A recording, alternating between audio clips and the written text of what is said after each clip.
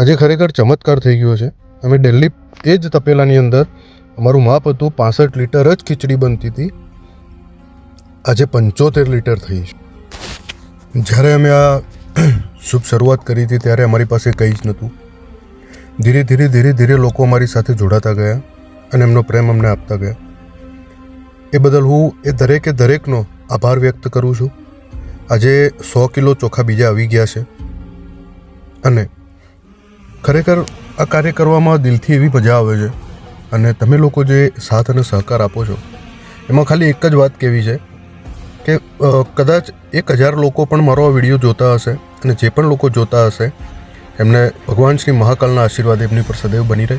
બીજું, ખાલી એક ફોલો, એક શેર અને એક લાઈક, એ 1000 લોકો જે આ વિડીયો જોવે છે, જો કદાચ 1 રૂપિયાનું પણ દાન મારા ટ્રસ્ટને આપશે તો હું વચન આપું છું કે એ તમારું 1 રૂપિયાનું દાન પણ ક્યાંય વેસ્ટ નહીં જાય.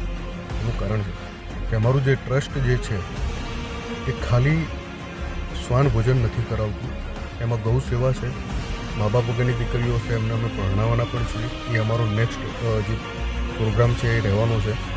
જેમ જેમ અમારી પાસે દાન આવશે એમ અમે આગળ બહુ ઘણા બધા કાર્યો કરવાના છીએ.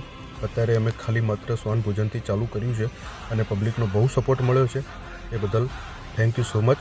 જય શ્રી મહાકાલ. જય.